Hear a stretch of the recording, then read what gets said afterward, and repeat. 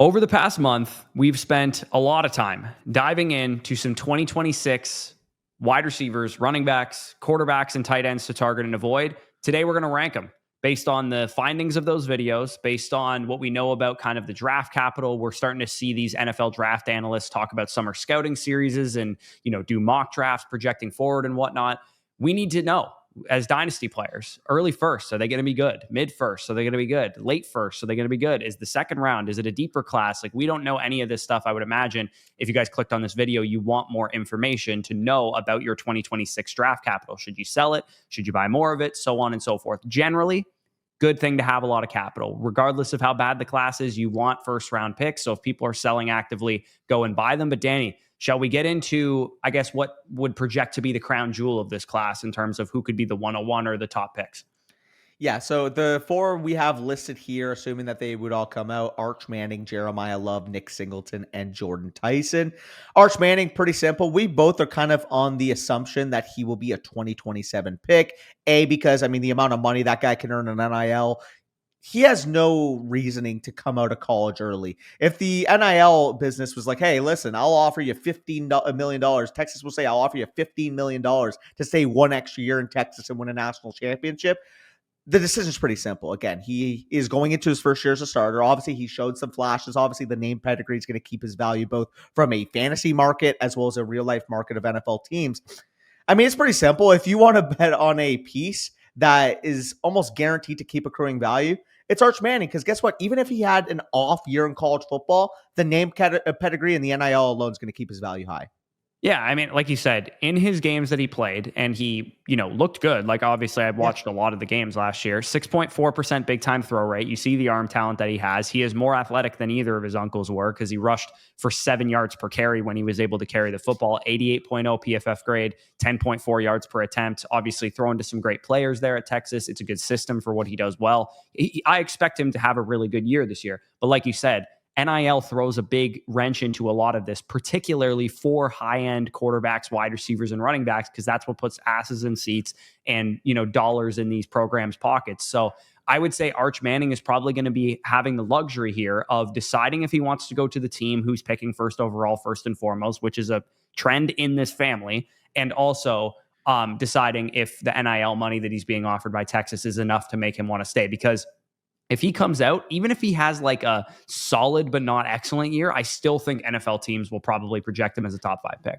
Well, dude, part of it too is they don't have to guess on where his mental is at. They don't have to guess on where his character is. The fact that he has 2 NFL legend quarterback uncles, like you said, an NFL legend quarterback grandpa, like you said, like, the team knows inherently that he has his head on the right shoulders, because no matter what, the influences in his life are going to be positive reinforcements. Yeah, no, absolutely. It's so narrative based, by the way. It's so narrative based. And to be fair, like, that was the draw for both of his uncles coming out of school as well, is that the leadership and the toughness and all that. Yeah. Nobody questioned that stuff. Even when Eli was struggling early on in his Giants career, people were like, he's still a natural born leader and all this kind of stuff. So anyways, narrative aside, if you are tanking your 2026 first, I would do yourself a solid and just assume that Arch Manning's going to be in the 2027 class. If he isn't, then great. You're going to get a quarterback asset who, let's be honest here, is probably around the Bo Nix, CJ Stroud, Kyler Murray range currently on the dynasty market. If you have like a Devy league that knows kind of what they're doing and whatnot, he's not going to be as valuable as Drake May, Caleb Williams, or those guys, but he's probably right behind them. I would put him smack between those valuations. I think he's more valuable than those quarterbacks you just listed, but I don't think he's quite as valuable as the Caleb and Drake range. Like, I think if you had to place this guy in a dynasty startup mock draft as of today, like, he's in Texas, you're going to get him in 2027. Where would he go today? I think he'd be a second round startup pick. Yeah, and some people might be hearing that and going, it might be balking. That's ludicrous, but it's like, we know for a fact this guy's going to be a top 5 pick. Like, it's a slam dunk. It's just, is it this year or is it next year? Where would Trevor Lawrence have gone if you could have drafted him before his final year in Clemson? Yeah, and again, people would argue, okay, well, we haven't really seen this guy play. Trevor Lawrence won a natty his freshman season. So a lot of people would say that's not a very good comparison, because it's not like we've seen this dude play a bunch of great seasons already. Hey, I'll tell you what, Texas might have won a natty if you guys didn't start Quinn Ewers. Exactly. Yeah. Some people just have it, man, and he's got it. You watch the film. I'm telling you right now, if if you haven't seen him play, he just has it. It's very clear that he's going to be a franchise quarterback in the NFL. Also, that one hit a little close to home, eh? It did. Yeah, it absolutely did. But let's talk about who currently I would say projects to be the 101 in the 2026 class, because I expect him to be in the class, even though he is actually the same age as Arch Manning and has just as much risk of going back to school as Arch does. This is going to be the tough thing going forward, honestly, in this new era of college football, is projecting these kids to come out as juniors. But if you're a running back being projected in the first round, you're probably going to come out. And Jeremiyah Love currently is being projected in the first round by a lot of people. You guys can see kind of like what the prospect profile looks like when it comes to the prospect model. Again, we went through these all in depth by position. If you guys want to check out those videos, they'll all be linked in the description. But the way that Jeremiyah Love stacks up is as a workhorse prospect, smack dab in between Ezekiel Elliott and Amari and Hampton. And Travis Etienne, I would say, is probably the best comparison play style wise for both his profile and kind of the caliber of prospect that he is. But man, his rookie draft tier, a workhorse prospect, indicates that he'll be in contention for the 101. And he has a very, very, very good chance of being a 15 plus multi-time RB1 in the NFL, especially given that he's being projected with first round draft capital. Yeah, I mean, it's pretty simple. You get that efficiency, you get that carry workload, 17 rushing touchdowns this year in Notre Dame. Notre Dame's probably going to be another, I would say very comfortably a college football playoff team, if not potentially a second round college football playoff team. So, inherently, if he plays 13, 14 games, going to have that type of production profile. If he does even exactly what he did last year, but let's say the efficiency goes down, but maybe the carry workload goes up to 185, 190 carries, this guy's going to be a late first, early second round pick in the NFL draft. Yeah. And we're seeing him being mocked to the Bears and the Cowboys and some of these teams that could be in need of running backs a year from now. Like he's got a receiving skill set. He can run on all three downs. He's got size. Like it's pretty clear why he's the king of the castle at 6 foot 206, projected to run a 4.44. That would put him around a 9.0 RAS athlete. He turns 20, or he did turn 20 about 2.5 weeks ago. So he's very, very young. And he had the 5th highest rushing grade in the country, behind only running backs who were in last year's class: Genty, Cam Scatterbu, Damian Martinez, and Trevion Henderson. Damian Martinez, don't know why he fell to the 7th round. 1,124 rushing yards, 17 touchdowns, career elusive rating of 160.3, which is an insanely high number. And he was 4th among running backs in that metric since 2016. Only, I believe it was Trey Benson, Javonte Williams, and Bijan Robinson had higher career elusiveness ratings. Yeah, no, very, very good player. I think very clearly the RB1 in this class, but the guy that is right next to him, a guy that entered, I believe, as the number 1 overall recruit in his recruiting cycle, obviously has the size pedigree, the production profile pedigree. I just mentioned that I can see Notre Dame doing very well in college football this year. The current top 4 team in the composite rankings is actually the Penn State Nittany Lions. We'll talk about his teammate Drew Allar in a second, but Singleton got back to the exact levels we saw as a recruit after his first year. Obviously, that sophomore year a little bit down, but very reminiscent of what we've seen in the past from guys like Trevion Henderson, J.K. Dobbins. When the talent's there, an off year might happen, but as long as they bounce back, that's the progression we need to see. Yeah, and all of us would have expected to see Singleton in last year's class. And to be honest with you, he probably makes that big 5 with Caleb Johnson, Judkins, Rip, after the news that we heard yesterday, Trevion Henderson, and so on. I think Singleton probably joins that group, to be honest with you, if he was in last year's class. But maybe he thought, NIL money, I'll go back to school, maybe be RB1 or 2 in next year's class. That would make sense. I mean, he's traitsy, man. 6 foot 227, running a 4.39. That's what he's projected to run. Like, this is a legit, steamroller of a running back. And he's a great receiver too. So that combination of traits is going to get you drafted highly in the NFL. And I would put good money that wherever Jeremiyah goes in the NFL draft, Singleton's 5 to 10 picks after him. Yeah, I mean, you think of those workhorses with that type of size. Like a Joe Mixon prospect caliber is probably a good comp for him in terms of that size profile. He might even run a little bit faster. I think Mixon was more of a mid to low 4.4s guy. Like he was 4.4. Yeah, he's faster than Mixon for sure. And he had dude, where was Mixon on the 40? I think he ran a 4.44 or something like that. But dude, 52 targets out of the backfield for a 227-pound running back is freakish production for a receiving skill set. 4.45 for Mixon, by the way, at 6 foot 228. Yeah, like he's projected to go at the back end of the first round, and I expect him to be honest. He'll go right in that range where Henderson and Judkins and those guys, Hampton, went. And again, that's worthy of being like the 103, the 104 in the class. So again, the top of the board will probably be QB1, whoever it is, whether it's Manning or some of the guys that we're going to talk about. and these two running backs. I would imagine that will be the top of the board. And we'll talk about wide receiver 1 here in a second, but I would say generally the wide receiver class is a little bit more comparable to like 2019's, 2023's class, where it's like maybe we don't have a true full status alpha wide receiver 1 projection unless some of the bigger guys, the athletic guys, take big steps forward. But as of now, Jordyn Tyson of Arizona State is the one that we project as the top receiver. And I would say he could be that guy. He's a weaker wide receiver 1 though than, last year's class or the year before's class. Yeah, there's no Marvin Harrison Jr. in this class, even a Malik Neighbors, even if there's just so many years that Jordyn Tyson would probably figure into that wide receiver 3 in a class type of area. Again, very, very good prospect. When you look at the production profile, I mean, he checks everything box. We saw what he was able to, or checks everything off in terms of boxes. We saw what he was able to do this year. I mean, finished the year, to get this, Corey, finished the year. So the first couple games, not great, 4 catches, 49 yards, 2 catches, 7 yards. Down the stretch though, 6 for 120 and a touchdown, 2 for 33 is an off game. But after that, 6 for 76 and 2 touchdowns, 5 for 84 and a touchdown, 6 for 108, 8 for 81 and a touchdown, 7 for 99 and 2 touchdowns, 12 for 176 and 2 touchdowns against Kansas State. By the way, a number 16 ranked Kansas State team against number 14 BYU in a big time game. Again, at this point, Arizona State or BYU, one of them was going to get the final spot in the college football playoff. Jordyn Tyson goes out there, 9 catches for 125 yards in that big pivotal game. And then we see against Arizona, again, rivalry game.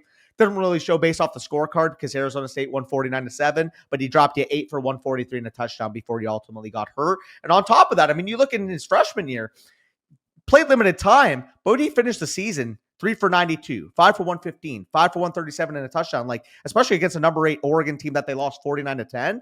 It's not just we saw what he did last year, and that was a complete aberration from what he did earlier in his college career. We saw about a 7-game sample size as a college football true freshman where he put up 470 yards and 4 touchdowns. Yeah, in the model, he comps to like a Jerry Jeudy or a Corey Davis or an Emeka Egbuka, which is like a solid first-round receiver is what you're looking at here. And I think most scouts project him to be the first receiver off the board. He's entering year 4 of his college career, but like you said, he's been actually productive when healthy throughout his whole career. Health is kind of an issue for him right now, but 1,100 yards, 10 touchdowns, a 36% target share in 2024. I promise you the Longhorns lose to Arizona State if Tyson is playing in that game.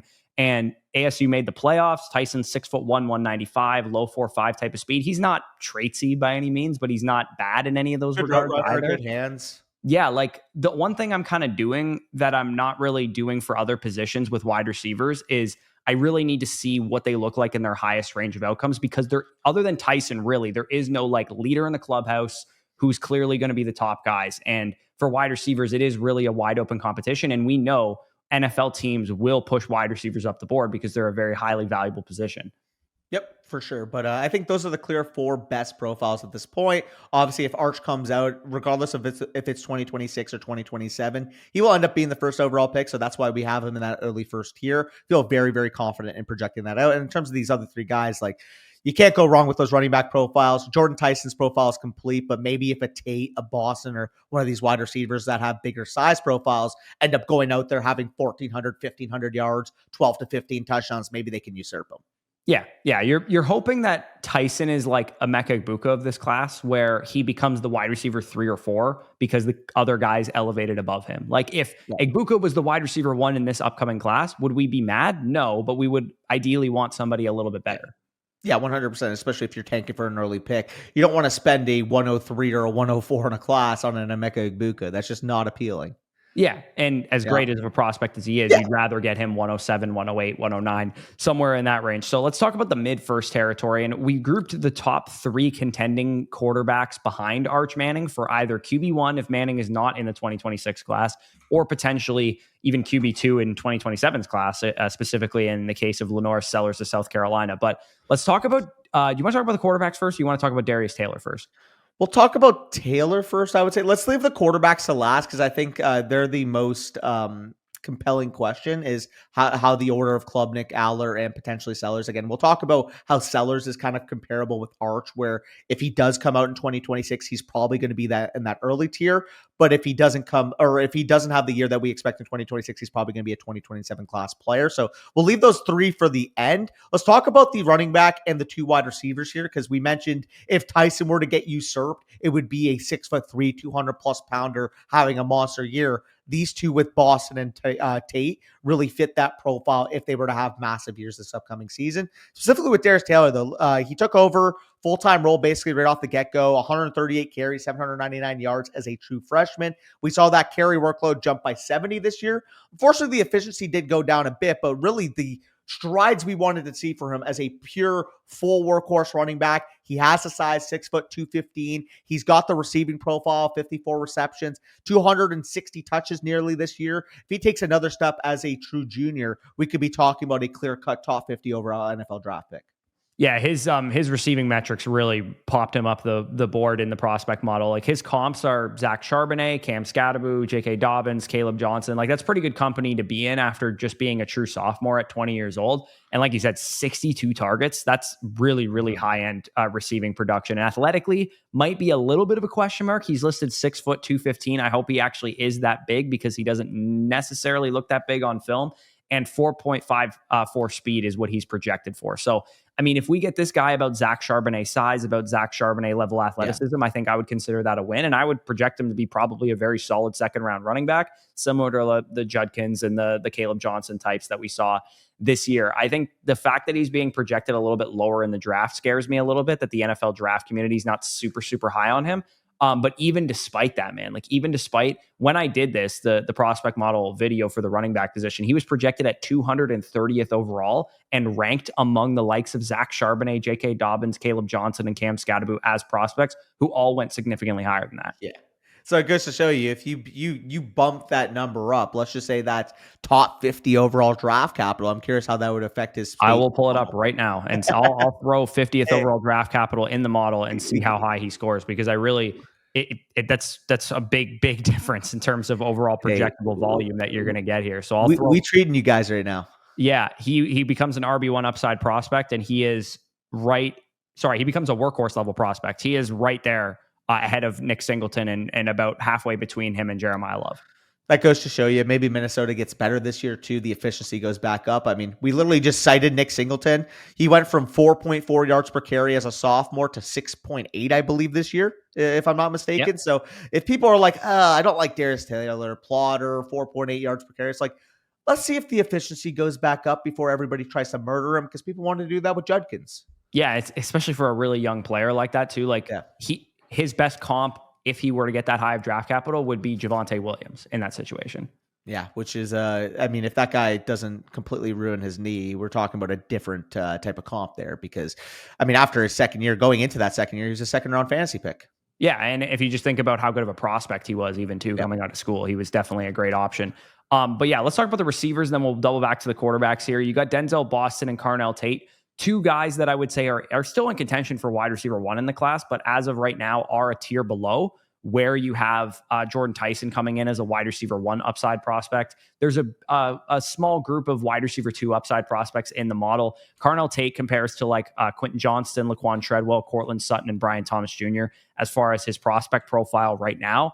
The issue for Tate is that we don't have a whole lot of production out of him, but the other reasonable thing to say is that he's competing with Emeka Egbuka and Marvin Harrison, and previous to that, obviously, like, the likes of JSN and those type of guys. So, I mean, Carnell Tate has to have a great year this year. There's no question about it. He has to have, a classic Ohio State Buckeyes number 2 receiver type of year.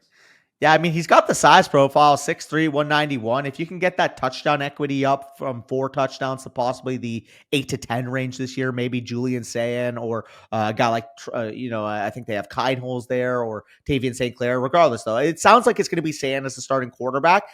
I mean, if he goes out there and he goes from 52, 733, 4 touchdowns to like the 65, 1150, and 8 to 10 touchdowns range, it's pretty simple to make the comparison to a guy like a George Pickens, because you just look at the size profile alone, 6'3", 191. Like, the NFL wants to draft capable X wide receivers. If Tate proves to be that this year, I would lock it in. He's a top 25 NFL draft pick. And I mean, you can extend that to Denzel Boston. I know he's the guy that you picked in the Devy draft, so maybe you wanted to talk about him.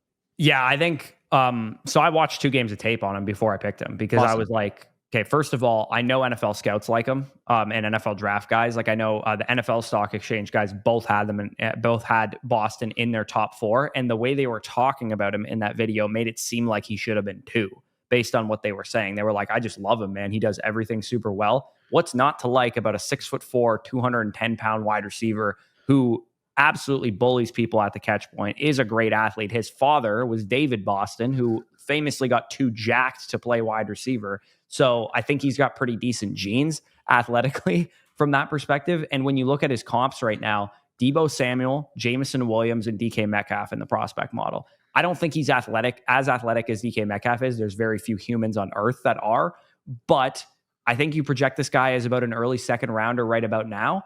And that was exactly what we said about another former wide receiver from the University of Washington coming into his senior season. He was projected to be an early second rounder, and he went in the top 10 because he had a great season. I do think that Odunze's role from Washington and what Denzel Boston, I almost called him David Boston, was asked to do, he learned from Odunze to do that as a freshman and as a sophomore. I think he's really growing into that.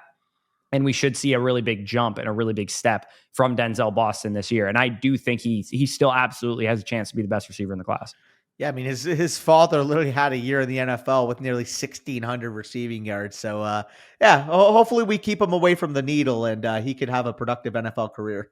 Yeah, no, exactly. This dude has every bit of the traits that his dad had. Because if you look at a prime David Boston, he just bullied people. That was literally what he did. Before he started juicing, he was just an absolute power forward, Anquan Bolden type of wide receiver.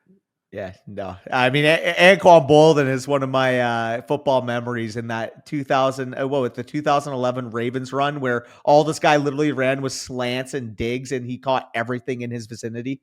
Yeah, no, exactly. So again, this receiver class, as we go through it, you're going to kind of see a trend a little bit, is that there is no sure thing right now other than maybe Tyson. And there is a lot of upside. It's just we could see some guys have bad seasons, go back to school. We don't exactly know what to expect right now. But if the cards are dealt right and a bunch of these guys have great years, they'll probably come out for the draft because it's not expected to be a very high-end class at the top. But let's talk about the QB class because, again, similar to wide receivers, a lot wide open right now because the current projected top quarterback might not even be in the class because he's a first-year starter. Cade Klubnik of Clemson, Drew Allar of Penn State, and LaNorris Sellers of South Carolina, all very, actually, Sellers not, but the 2 first guys, Cade Klubnik and Drew Allar, were number 1 and number 2 in their recruiting class coming out. Drew Allar was the number 1 recruit, 5-star recruiting prospect, and Cade Klubnik, the number 2 high school recruit, actually out of Austin Westlake, who when we went to Austin was right down the street. Drew Brees and Nick Foles both went to that high school.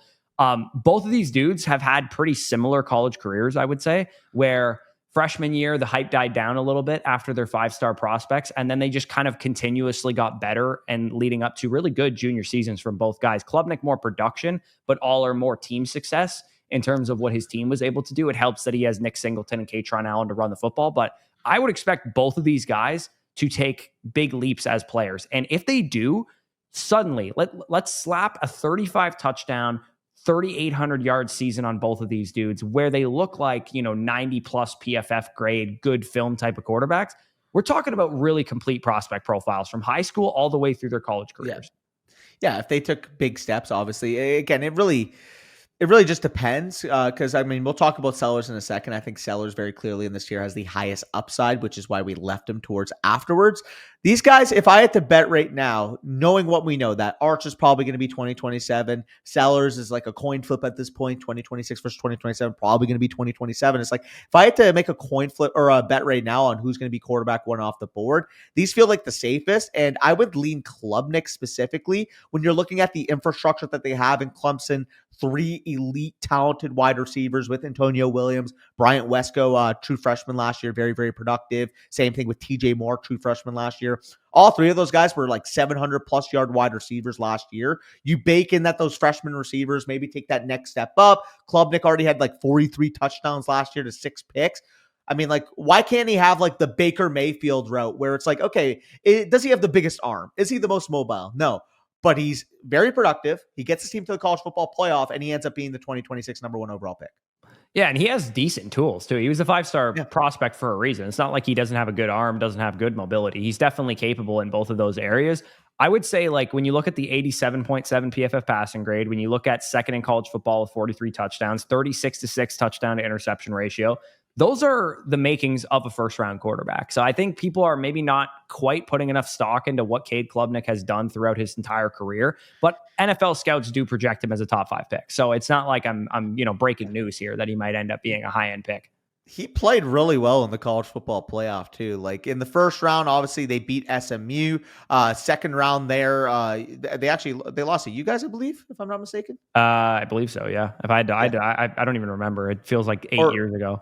Or sorry, they would have beat SMU before the college football playoff and then lost to you guys in the first round. But regardless, though, like they lost to you guys by a couple touchdowns. But in that game, Klubnik 26 for 43, 336 yards, 3 touchdowns, a pick. Obviously not doing much as a rusher, but I mean he has for the most part. I mean 463 rushing yards, 7 rushing touchdowns, a little bit more rushing upside than maybe that game specifically would seem to show. Yeah, I mean, it's hard to start in college football as an 18-year-old true freshman and continuously get better throughout your college career. Yeah. And now entering your age 21 and a half season, like he's not even going to be 22 before the start of the college football season this year. He wasn't born until October. So, I mean, the dude's going to be a young prospect with a shit ton of experience. Like to be a 22-year-old with like 45, 50 career starts is pretty difficult to do.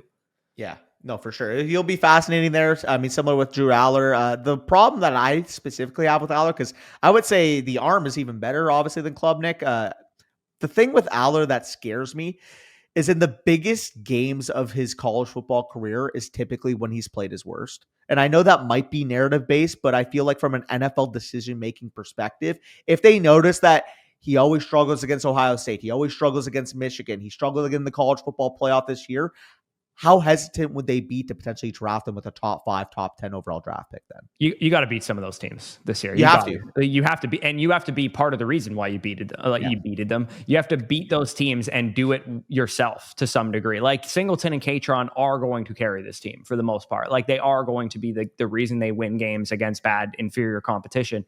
But they got to open up the playbook a little bit for him because he's similar to Klubnik, also started from basically the beginning of his college career and is going to have a lot of career starts under his belt. It's hard to have 49 touchdowns and 10 picks the last 2 years. He's an efficient passer. He just needs to get more accurate and really show up when it matters. Hey, he needs his game-tying 2-minute drill college football playoff semifinal game against Alabama, if you know what I'm referencing. Yes, I do. I do know what you're referencing there. Like the issue is that Penn State is Nick Singleton and Katron. That's the problem right now. And elite defense. And even let's say he's exactly the same. Like he is the same dude we know from before. I still think that NFL scouts could JJ McCarthy or Justin Herbert their way into the quarterback being a first round guy by the time we get through the Senior Bowl, through the combine stuff, through the interviews, because by all accounts, he'll probably do well in a lot of that stuff, given his arm talent, given his character and his leadership.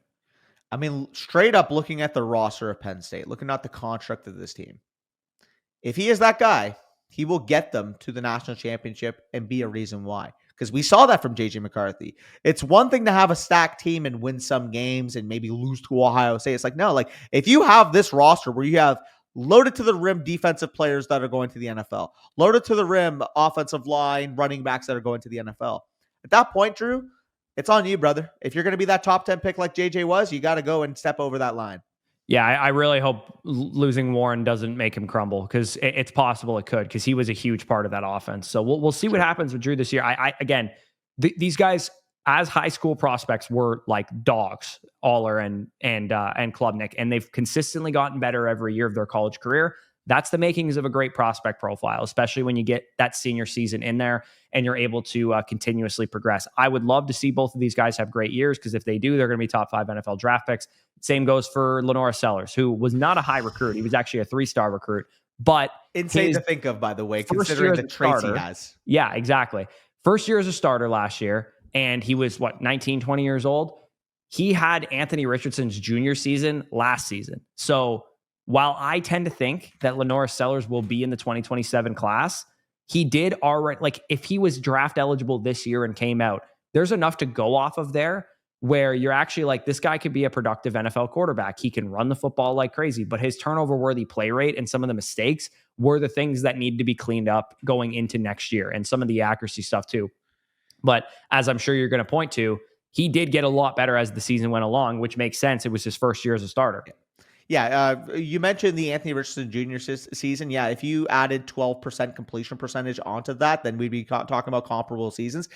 And on top of that, like you said, like it wasn't like a linear progression across the year. Like down the stretch, when they needed to stockpile these wins and get into that college football playoff contention, that's when you saw Sellers at his best. I mean, we could just talk about the traits real quick. I mean, you're talking about 6'3", potentially a 240-pound quarterback that moves the way he does, that rushes the football the way he does, that took the strides as a passer this year. Like, if he does put it all together this year from day one till potentially, who knows, maybe South Carolina is a second round, third round college football playoff team. They were right on the cusp of it being this year. They obviously have, a guy like Dylan Stewart going into year 2 on the defensive end. Some young, I mean, we'll talk about Nick Harbor later on, but some young potential juice on offense. Like, there's a very real possibility he takes a further step. And if he does, and he puts it all together and he has a fringe Heisman contending type of season, like, you're talking about a clear-cut top 1, top 2, top 3 overall pick in 2026. Just for the fact that that's a little bit more cloudy, maybe not as much sure as I feel great that Cade Klubnik's going to put up a monstrous statistical year. I feel great in saying that Penn State's going to go far in the college football playoff. Sellers is the wild card because if it does happen, he's got higher upside than both these guys. And for what it's worth, the cool dynamic about this class is that the quarterbacks are going to bring someone along probably. Like, if Klubnik has a great year, Antonio Williams is going high. If Drew has a great year, the running backs are going high. If LaNorris has a great year, Nick Harbor probably took a step forward. And because of his athleticism, like, we're talking legitimate potential to break Xavier Worthy's record at DK Metcalf level size.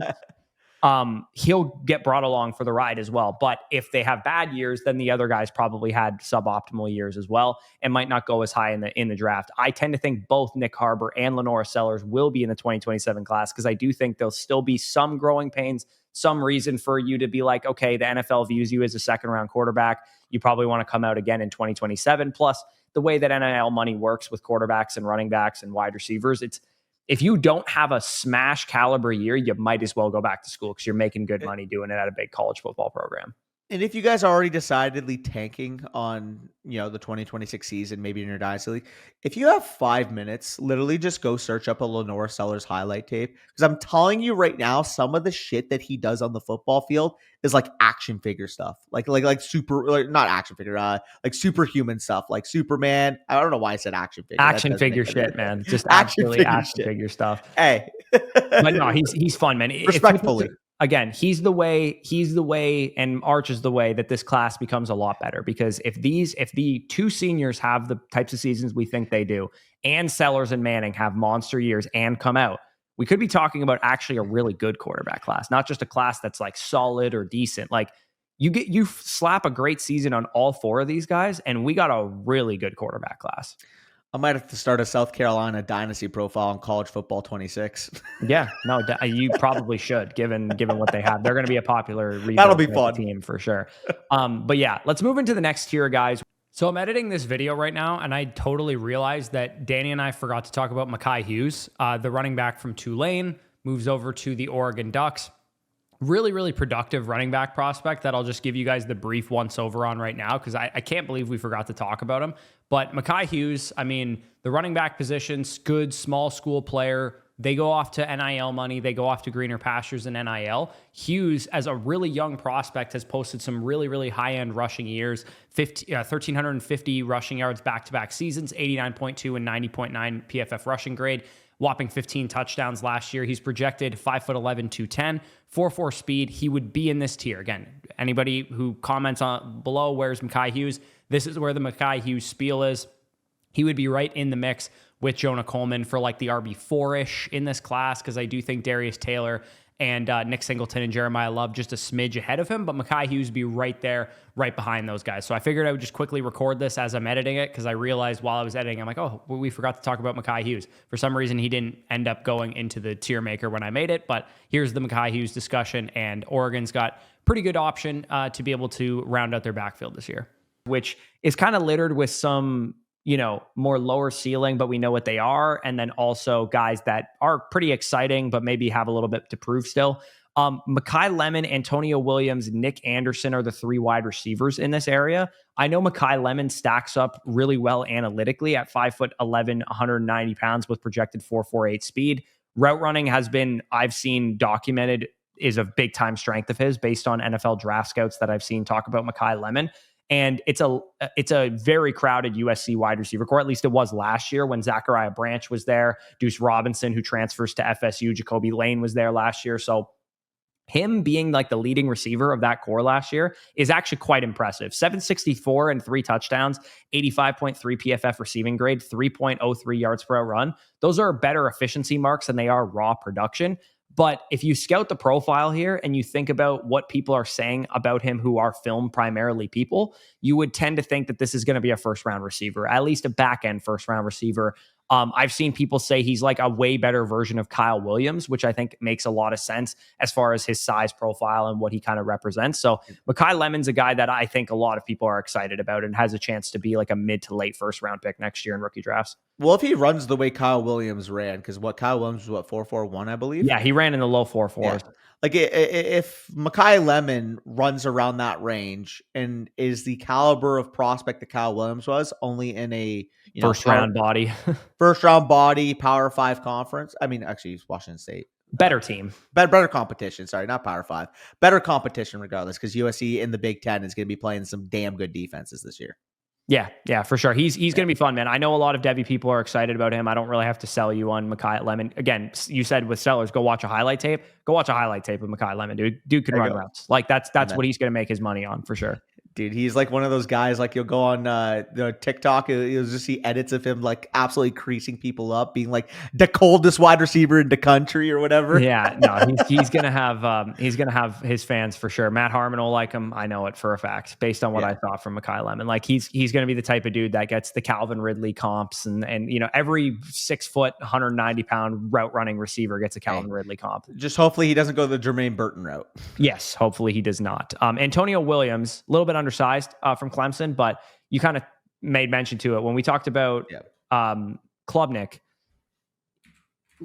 Williams is getting buzz already to go in the first round, and it's probably due to the fact that he is expected to have a great year. He is not nearly the caliber prospect in the model as the other, Lemon is, for example, in this tier. Antonio Williams right now, even despite being projected for top 32 draft capital going in the first round, stacks up to the likes of like a Ricky Pearsall, who went in the first round, who probably shouldn't have gone in the first round. And then like some of those other guys that you see there were more second and third round picks. So this is a question for you specifically. So like, why would that be the case? Because he got hurt in his second year and he had a good true freshman year. Like, why would his honestly, it's just that the traits are not there because he's small and he's projected. He's got good speed, but he's never had 1,000 yards. He's a slot he was close receiver. This year. Again, if he has a 1,400 yard season, this probably doesn't matter nearly as much. But his current numbers right now are good, but not great. Yeah, like it would probably be like the Devontae Smith arc, where if he puts it all together and the quarterback has a big year, like he would go for 1,400, 1,500 and potentially be in Heisman contending situations, which again, I'm not saying Antonio Williams is going to win the Heisman, but it would probably be more likely as quarterback because the Alabama situation was weird because like theoretically you could have made the case that Mac Jones should have won the Heisman, but because Devontae Smith was such a better NFL draft prospect, they gave it to him. I feel like people wouldn't do that between Williams and with Klubnik because they kind of like Klubnik, the prospect, comparatively. It's complete bias, by the way. Yeah, no, I think that Antonio Williams is going to have a great year, and he's probably going to end up being one of these like floor raisers of the class where it's like you could feel pretty confident that you have an early second round rookie pick or better. He's going to be in contention for that caliber of asset. And if you're drafting Devy teams like me, for example, I like to draft players who I kind of do know are going to be top 2 NFL draft picks when they come out, top 2 round NFL draft picks. And I think Antonio Williams is a pretty safe bet on that. Yeah, and I'll take my swings for guys like Keelan Russell and Jeremiah Smith because sometimes they just become Jeremiah Smith. Yeah, absolutely. And Nick Anderson's one of those guys, for what it's worth, the other receiver in this territory, because he had 10 touchdowns. He was Big 12 freshman of the year back when OU was in the Big 12. And now he goes to LSU to compete for targets with Aaron Anderson and Barian Brown, who transfers in from Kentucky. However, Garrett Nussmeier is a good passer, and he's going to distribute the ball to all these guys. And Nick Anderson, if you squint, in his freshman year, looked like Brian Thomas Jr. And now he goes to play in the offense Brian Thomas Jr. played in. And it wouldn't shock me if we're talking about him as the wide receiver 1 in the 2026 class. Should we just combine him and Garrett Nussmeier? Because we'll talk about them in depth together. Well, like I said, if Nussmeier has a great year, he's going to bring Anderson along. Yeah, which is why, again, it's polarizing because objectively speaking, looking at the upside cases combined with the overall college profile, it's like Klubnik, Allar, Sellers deserve to be a tier higher. But if you told me the NFL, because the Saints got the first overall pick and Arch Manning wasn't available, took Garrett Nussmeier at first overall because he had a 37 touchdown, 7 pick year, LSU ends up making, I've said a lot of teams have made the college football playoff. Yes, there's only 12 spots, but I'm talking about the upside case. I don't expect all these teams I said could make the college football playoff to end up making it, but it's clear. I mean, we know LSU is going to put up a bunch of points. We know that if they got the wide receiver core to be able to support him, for both these guys, even though they have the wide receiver core, Nick Anderson, if he hits, is the indisputable number 1 in my opinion. Like Aaron Anderson, fine player. He's a 5'8", a buck 80-pound wide receiver. If Nick Anderson were to go there and be the Excalibur wide receiver prospect that we saw in his first year in 2023, he puts up 1,200 yards and 14 touchdowns. Like teams will see 6'4", 220 with that production and take him round 1. It's just simple. Yeah. We've As seen a 21-and-a-half-year-old coming out too, like he's an interesting prospect, man. He could really crush this year because Garrett's going to be the projection we had on Carson Beck last year, which is Carson Beck didn't have like the greatest season. Obviously, he went back to school and he's in this class as well now at the University of Miami. But Garrett Nussmeier is like, people are going to be like, he reminds me a lot of Jared Goff, just a smart pocket passer. I've seen the Tony Romo comps though. Yeah, he only has 93 rushing yards in his 1 year as a starter last year. So, I mean, the dude is nothing on the ground, like absolutely nothing. Yeah. So he needs to throw the ball to Barian Brown, a 6-year senior transfer in from Kentucky, who's a productive slot receiver. Aaron Anderson, like you said, target monster last year, but he's undersized. Nick is the guy in the red zone with the big plays, with the athleticism. If he had a Brian Thomas Jr. caliber season and Garrett Nussmeier was damn near in Heisman contention, it wouldn't shock me one bit. Yeah, for sure. I mean, funny enough, he started the first 4 games of last year. USC, obviously Nicholls State's kind of like a whatever. The SC, UCLA, it's like everybody's like, wow, he's like starting to take care of the football, 2 touchdowns in 4 games. And then like we saw the gunslinger mentality for Nussmeier really like shake its way throughout the rest of the year. He's polarizing, like you said, because he's not going to give you a ton in the rushing game. But I don't think he's like a stiff pocket passer because we see him maneuver within the pocket. Yeah, he's kind of Penixy a little bit because Penix's also a gunslinger too. He's not like a conservative quarterback, but Penix, uniquely was like very good at taking care of the football despite being a gunslinger. So it's a little weird. That's how I think people got to the Romo comps because people, if you looked at Romo, it's like, okay, he never had a lot of rushing yards, but like when you watch Romo play, it's like that play 2014 against JJ Watt where he spins out of a sack, finds her, I believe, who would it have been? Terrence Williams, 50-yard pass down the field. It's like that like instincts in the pocket, that maneuverability in the pocket. Like you saw it in flashes a bit last year at LSU. Yeah, one of the 7 receivers named Terrence Williams that played for the Cowboys at some point. I swear to God, you had 4 receivers named Terrence Williams at one point. Let's talk about these other 2 guys briefly, and then we'll kind of just rattle through the like remaining piece of this class in rapid succession.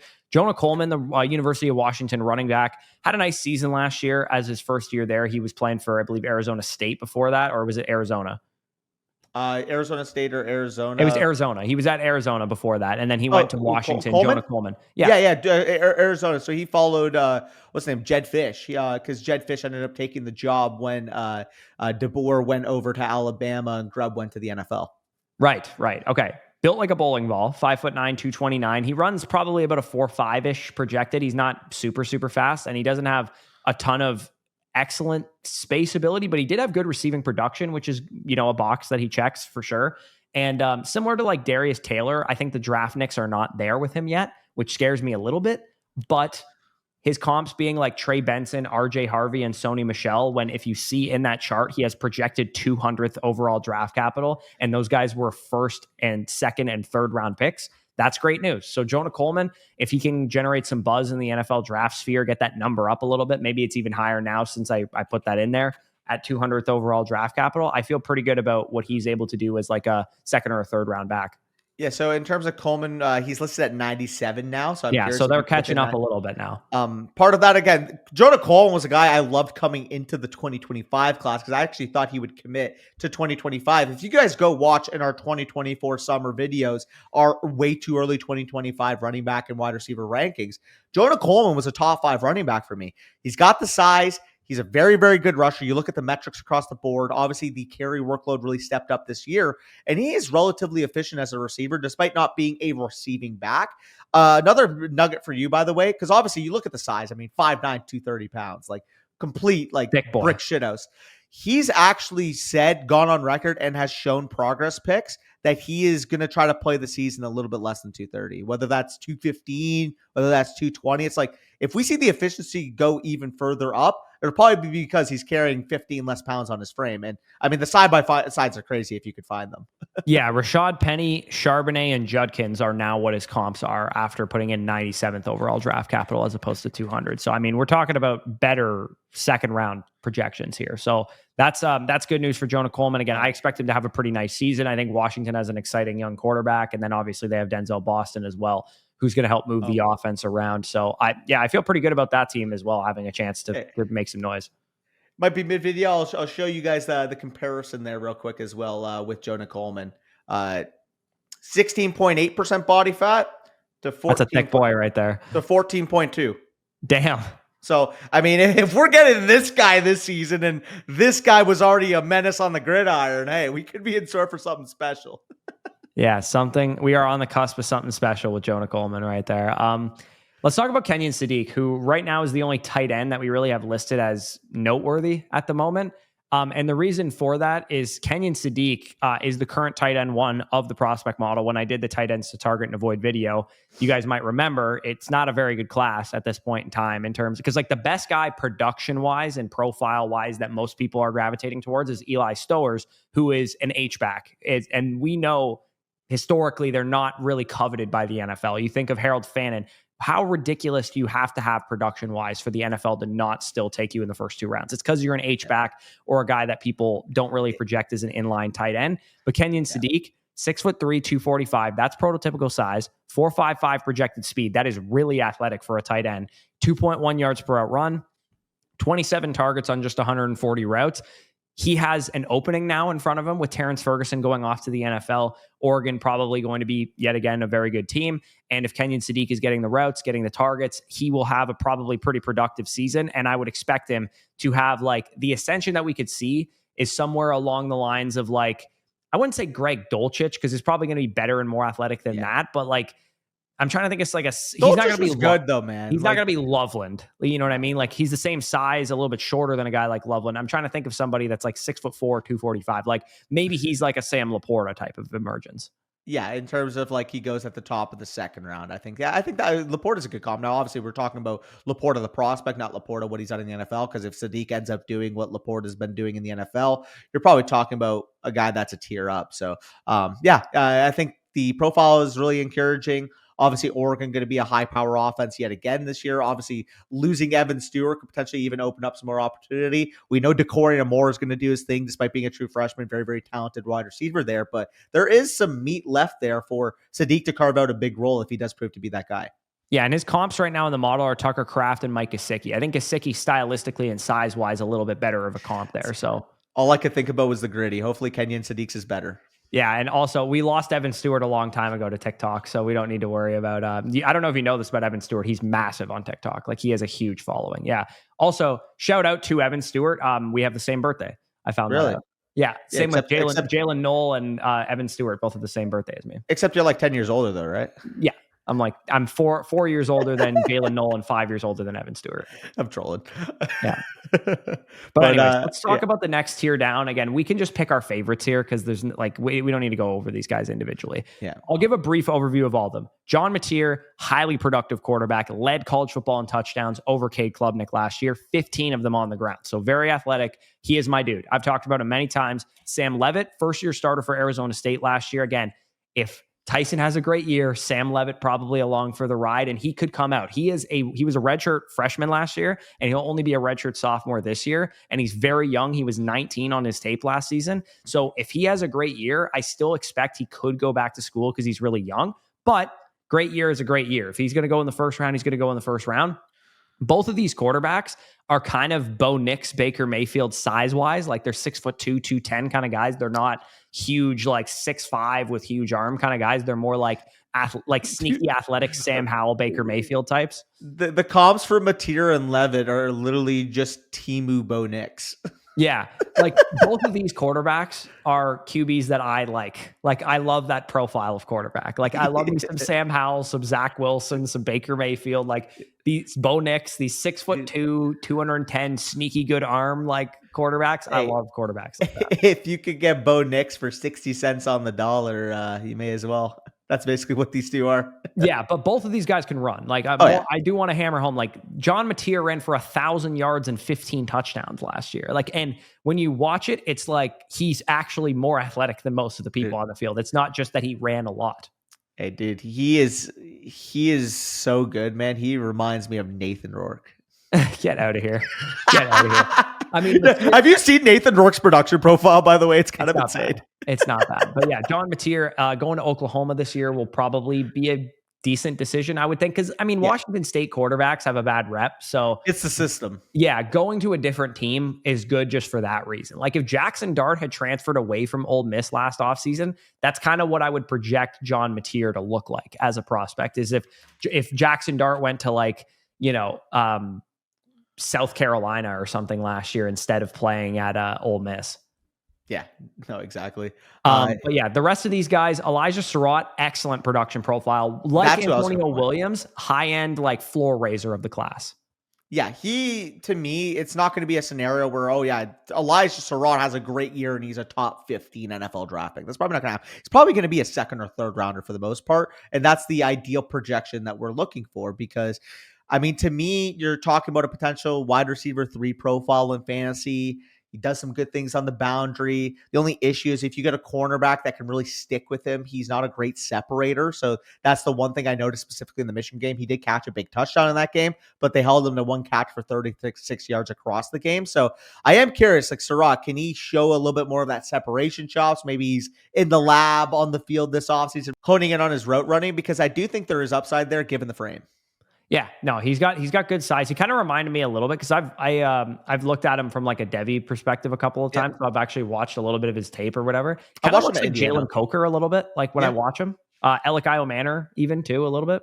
Yeah, I like that. I don't think he's quite as athletic as Io Manor, but I think that type of range. Another underrated factor is Curtis Rourke basically played with like a broken thumb across the rest of the season. And I know we're not as high on this incoming quarterback, but we've seen some buzz going around about Fernando Mendoza. If Mendoza does end up being a good quarterback, maybe Surratt takes that next step up in production. We've made that for every receiver case in this video. Literally every wide receiver prospect in this class has a quarterback that's getting buzz also. So whoever has the great years is getting to bring along the wide receiver. If Mendoza goes in the first round, then Surratt's probably going to be an early second round rookie pick at the very least. And then Eugene Wilson, very productive as a freshman, productive in the 4 games that he played this year, like over 3 yards per out run, I think, or 2.71 yards per out run this past year. Has some film bros that really like him, so I'm just going to trust them on that. I haven't watched Eugene Wilson on film. I don't know what to make of this guy because like the film bros like him, but like they like him in the sense that it's a 5'10", 180-pound wide receiver, which is probably going to end up being a 5'8", 172-pound receiver, knowing how the NFL Combine works. And he averaged 8.8 yards per reception in the 1 year he was healthy. Like this just feels like very Rondale Moore-y. Yeah, we are wary in the fantasy space of these type of profiles because they do tend to burn us quite a bit.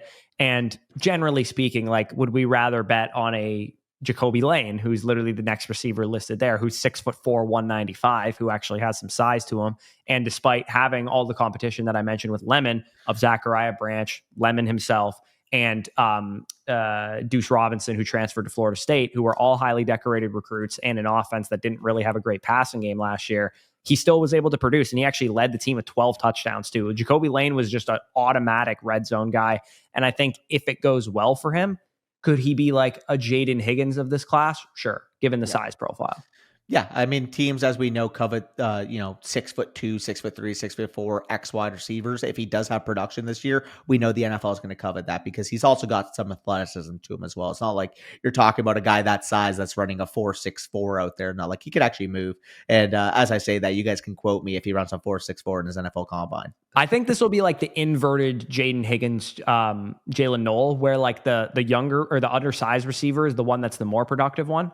And the one that's the better prospect in Lemon, and Lane is like kind of like the Noel caliber prospect, but he's like the bigger red zone option. Stowers, I already mentioned, again, he's an H-back type of prospect, but he was really productive, but his comps range from like a Jay Sternberger to like a Harold Fannin to something like that. He's a converted quarterback now. Yeah, he's an athletic dude, but he might legit be 6'2", 220 pounds. Like he might have to convert to wide receiver. Yeah, no, very interesting there. He's listed at 6'4", 225, but like he said, probably going to be juiced up a little bit. Like Smithy a little bit, I guess, is best case scenario for him. That's actually a decent little comp there. In terms of these other two names here, though, Jaden Ott, Kevin Concepcion. Obviously, Kevin Concepcion played at NC State. Now I believe he transferred over to Texas A&M. Yep. He was an interesting profile after his freshman year, very productive. Not quite the sophomore year we wanted to see. I don't know. He's an interesting name. I've seen some people say like he's going to be my sleeper of this season because if he's healthy, he can take that step back up. But I don't know really what to make of him, and I don't know really what to make of Texas A&M as a whole in their projection.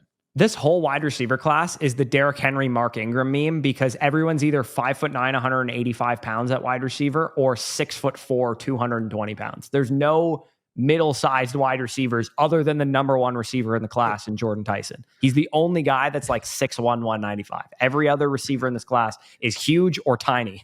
Dude, is this guy just like Timu Luther Burden? Because his freshman year was phenomenal. 71 catches, 839 yards, but he also had 41 carries for 320 yards. And then this past year, he went from averaging 11.8 yards per reception on more catches as a freshman to 8.7 yards per reception on only 53 catches as a sophomore. Yeah.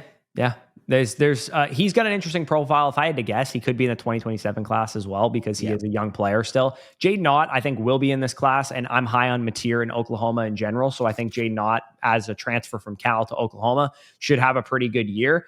I think the one thing that makes me a little nervous is that he had a good quarterback last year, and Cal was a complete dumpster fire because Mendoza was his quarterback last year, who transfers to Indiana. So we'll see what happens with Jaden Ott. The thing that I keep holding on to with him is that his receiving profile is really, really solid. He's got a lot of receptions under his belt. As a true freshman, was like the lead back for his team. So he's got a good like Timu Travion Henderson type of vibe to him. The issue is he's not remotely Travion Henderson as a rusher. No, and he's not as athletic as Travion Henderson, I don't think either. Yeah. But we'll see what happens. I think he could catch a lot of balls this year and be a nice receiving prospect. Like, could he be like LaQuint Allen? Sure. But I also think he could be a lot better than that. Yeah. And then we mentioned Concepcion. These guys we had listed in 2027 likely. We mentioned Nick Harbor earlier when we were talking about Sellers. Believe both those guys are probably going to end up being 2027 players, given that they're freak athletes that just need a little bit more tenure in the college football landscape. Like, I think you get these guys on 2 full seasons as starters like this year and next year before they declare, you're going to get the best versions of them. Because, I mean, you're that level of athlete. You're that level of traits freak. Just go and round out your game in the NIL era, really. Yeah, like it's such a unique world where these guys who need development are living in. And I really do think, to be honest, the position it's going to help the most is quarterback and wide receiver who need time to develop. Like junior running backs, they'll probably come out when they have great seasons because they're running backs. They can hit the ground running. You want to get your best production in the NFL anyways. But tight ends, wide receivers, and quarterbacks especially are going to need that time to develop, get reps in, especially when Nick Harbor, who runs like a 4.24 in training right now at like 6 foot. He's really an Olympic level 100 meter. He's a freak show. He's an absolute freak show as far as the speed is concerned. But other than like maybe some catch point fundamentals, I don't think he has a whole lot to his game as a receiver.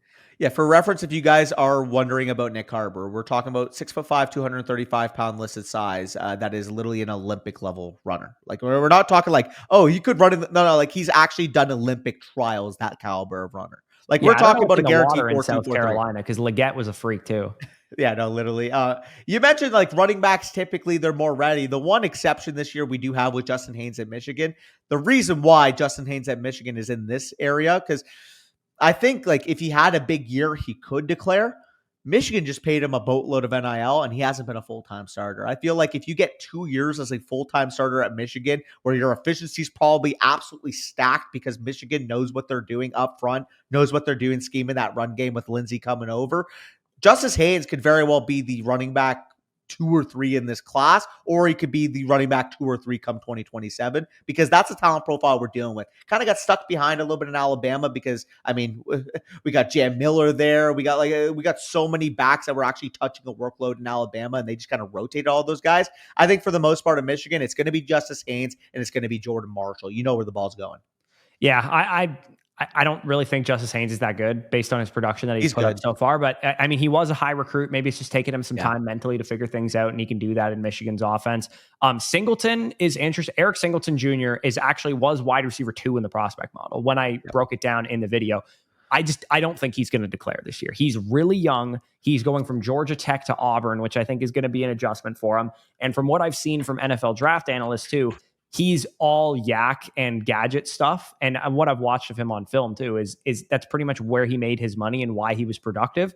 He doesn't know how to run a route at this point in time, which means he's probably not going to be in the 2026 class. And if he is, he's going to be just like one of these raw prospects. But he's been productive, and he was a high recruit, and he's a good, he's like a really good athlete as well. He's a 19-year-old junior. Yeah, he's really young, man. Like, that's why I just put 2027 likely, because I just think that jump to Auburn is going to be a big jump for him. 19-year-old junior is insane. That's like Braylon Allen. Yeah, if he comes out, he's going to be an insanely young prospect. I'm curious now, like Singleton now going into his junior year, 19, like is he or Ryan Williams by that time going to be like a younger comparable player in their junior years? Because like Ryan Williams, that was the thing. He was like a 17-year-old freshman this year. Yeah, well, that was what Braylon was too. So I think it's the youngest you can possibly be. If you have like a late, like a very early birthday the following year, or a very late birthday that year, it's going to be hard for you to get into college football at age 17. But yeah, Singleton was basically 18 on his sophomore tape last year, and he was really productive. So is he a 2005 or a 2006 then? I think he's a 2005.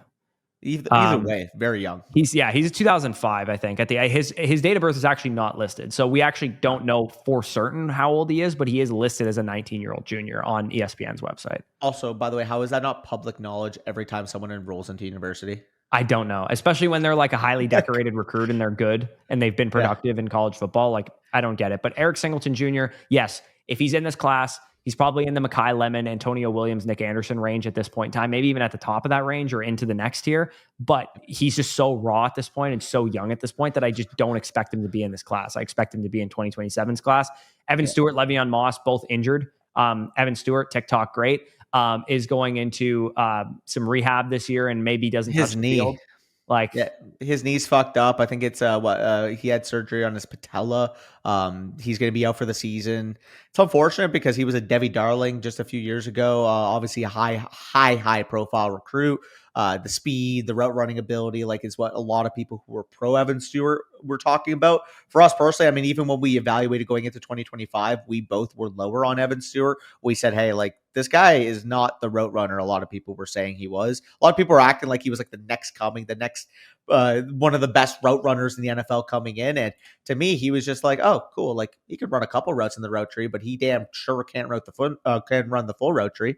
Yeah, it's weird that the Debbie community always gets obsessed with undersized receivers to me. Like, if you'd think, like, if you're going to get obsessed with anyone, they think fluidity is route running, by the way. You'd think Nick Harbor is the type of player that would be a Debbie Darling, where it's like, oh my God, what an excellent project. If he hits, it's going to look. But like, even if Evan Stewart was a dog, like an absolute beast, or Isaiah Bond was an absolute, like all these guys that they get obsessed with, they're like best case scenarios like Marquise Brown, Xavier Worthy, Jordan. I was just gonna say that it's like you're praying Evan Stewart ends up being Xavier Worthy at that point, and now he's out for the year. Yeah, like if you're gonna bet on these guys that to take a step, why not Nick Anderson, who can be an absolute beast of a 6'4", 210-pound alpha receiver? Le'Veon Moss coming off of like an ACL reconstruct. I could not find for the life of me details on his injury. It does not say. It says lower. Is he out for the 2026 season?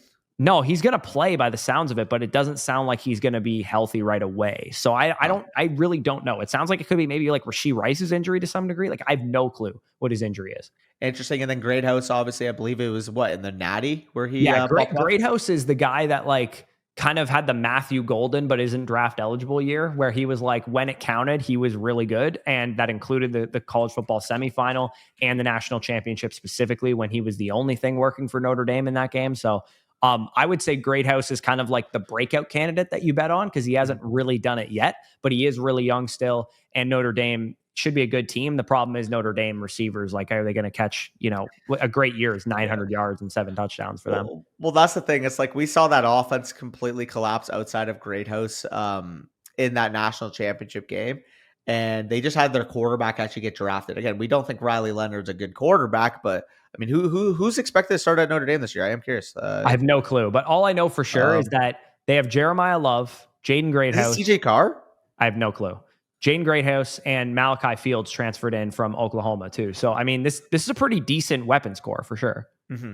For sure. It says, so I'm seeing as of April 23rd, 2025. If you guys are a Notre Dame fan, please let us know. But it said the competition was between CJ Carr, Kenny Minchie, and Steve Angeli entered the transfer portal. So it's Minchie or Carr, but some fake quarterbacks. Some fake quarterbacks, some created players in college football 26 are going to start for this team. So yeah, I mean, there's more guys that we could have talked about. Again, Fernando Mendoza, we're not as high on. Carson Beck going to Miami. I think, again, if you think about what I said for Allar and Klubnik, if Carson Beck has a bounce back season at Miami, I think that would round out his profile pretty decently. So if he does have a good season, it wouldn't shock me if he was like a high end pick still. Max Clare transfers from Purdue to Ohio State. The tight end was, I believe, second when I broke down the tight end prospect model. So he's definitely an interesting shout as well. Both Texas running backs, Trey Wisner, CJ Baxter. We'll see how that backfield shakes out. I tend to think that they're just going to be a committee because both guys are not spectacular. They're good, but they're not special or anything like that. Zachariah Branch, similar to Evan Stewart, every undersized receiver ever gets hype in the Devy community, and Zach Branch is no exception to it. He was a great prospect, or a high school prospect, and then he had like a kick return touchdown everyone freaked out about, and now everyone's like, okay, maybe he's just not even good because he had like 400 yards the last 2 years. So dude, I heard next Tyreek Hill shouts from that guy. Was never true.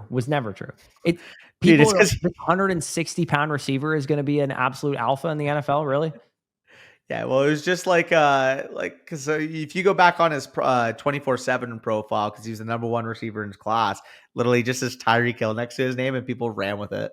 Yeah, that's crazy, dude. Like, again, if you were going to be even a smidge as good as Xavier Worthy, you better put up 1,008 like Xavier Worthy did as a rookie, or 1,012 or whatever he had as a rookie or as a freshman. So you're not gonna see these small wide receiver gadget guys in high school like smash at the college football level very often to me. I just think they're always overrated high school prospects. Yeah, you're not wrong. And on top of that, there's like nobody else that we could really talk. I mean, again, if there's anybody that we missed, you feel like it was completely left off this list. There's a number of guys that we didn't talk about, but like for the most part, I feel like we covered the majority of the guys that'll make a dent into the class. If you guys are watching this video, maybe you're Devy players, but I would say more likely you're Dynasty players looking to see how good the class is going to be. If I had to guess, I think, as always is the case, let's rate it out of 10. Let's just say, 2025, we would say it was about like an 8, 20. No, it's 7. Okay. 2025's class was a 7 out of 10 class, I would say. Okay. Well, let's rank them. Like 2023 would be the 10. You mean 4? Yeah, sorry. 2024 would be the 10. I would say 2024 was an 8.5 or a 9 because of the running back class being so bad. Okay. Regardless, though, 2026, you're looking at like a 3 or 4. Yeah, I think it's better than that. I think it's a 5 or. It could be better than that if I think Arch and Sellers come 2022 and 2025 after another college football season. I think it'll be. Oh, I would take 2025 over. I agree as of now, based on what we know. But I think after the season is done, there's enough here that I'm like, there's going to be a couple guys that really start to cement their profiles. Yeah. I mean, and on top of that, if both Arch and Sellers were to come out and they both had monster years, it's like, okay, we go from like a 4 or 5 to like, that's a 10 out of 10. Yeah. Like in the 2025 class, without Hunter and without Caleb Johnson and without Matthew Golden and some of the guys that we didn't know about going into the year, 2025's class seems kind of comparable to this. Yeah, no, I think that's reasonable. But regardless, let us know what you guys think in the comments down below, whether, you're an LSU fan who thinks Garrett Nussmeier is going to win the Heisman, go first overall, be our guest. If you are a, Clemson fan who thinks the same thing for Cade Klubnik, basically copy and paste that. If you're a fan of any of those quarterbacks teams and think they're going to win the Heisman and win the Natty this year, comment it down below. Yeah. Also, John Mateer to win the Heisman, I believe, was like plus 3,000 or something like that. So that's what I took it, at least. I think it's probably lower than that now. But anyways, 2026 tier list. We broke down everything in between, and early first always going to be valuable, guys. You could look. Sell your 2026 first now. That's every YouTube title's name right now. All first round rookie picks are valuable. It does not matter how good the class is, how bad the class is, if the class is generational, if the class is complete and utter dog shit. The picks will be valuable. So if people are going to sell their mid to late projected 2026 first because they think the class is going to suck, then go buy them if you're rebuilding. Even if you're not rebuilding and people are going to be like, hey, you know what? Alvin Kamara is going to help me win the title this year. I'll sell my first. It's going to be 112 anyway. Just there's people, me and Danny don't play in leagues with people like this, but there are people like that out there, and take advantage of them. Yeah, I mean, I'll just say it right now. If the sentiment in your league is the 2026 class is bad, either monopolize the class, or if you're going to sell the pick, guess what? Don't do it right now. Wait until it gains 20% of value closer to the date, because as we know, what is the number one predictive thing in Dynasty? Rookie picks getting more valuable the closer they can you get to spending them. Yeah. Like rookie picks are going to peak in value, not during the NFL or the rookie draft. They're going to peak in value like a day or two right before the rookie draft. Because once people think what they could get, that's when they're going to start materializing it. Because honestly, like I've noticed, like less trades actually happen during the rookie draft than they do like right as the rookie draft is about to start, because people don't really know like what's going on. Like, oh, I want to get in this range. But I mean, for example, too, like if you're at the 105 and you want to trade that pick, it's like, well, what if your 102 fell there? You know what I mean? Yeah, exactly. Yeah, people have that happen. People will have that think. Again, all these benchmarks, college football season starts, and there's 3 or 4 guys that we didn't see coming, look like top prospects, top QBs, top running backs, top wide receivers in the class. That's a spike in value for the picks. Towards the end of the college football season, we start to materialize, okay, these are the wide receivers, the running backs, the quarterbacks that are declaring. We get into the combine. People see the 40s run fast and all this kind of bullshit. And then again, once we get to April, once we get to May, the picks become valuable. We heard the same thing about the 2025 class. It is the same cycle every single year. If the class is great, people are buying the picks. If the class is bad, you should be buying the picks. It doesn't matter. They're going to go up in value. You can decide when you have more information whether or not you'd want to monopolize the 2026 class or not. But getting the picks now where they absolutely are viewed as not good is a good strategy. Yeah, absolutely. But with that being said, peace out. We'll talk to you soon. Keep track on what we got coming for you guys, because we got a boatload of content throughout the July and August months. Yeah, absolutely. And one last thing, if you enjoyed, like, comment, subscribe, and also comment down below who we missed, who's too high, who's too low. And of course, all the prospect information is found in those quarterbacks to target and avoid, running backs to target and avoid, so on and so forth. So make sure to go check out those videos as well. And everything we got going on over on Flock Fantasy. The prospect models, they don't have the 2026 prospects in them because this is preliminary information going into their last college football season. But as soon as I have that information following the 2025 college football season, I will throw that stuff in there, and it'll be very exciting to go through these guys and talk about how good of prospects they actually are. Yeah, for sure. All right. Peace out. We'll talk to you soon.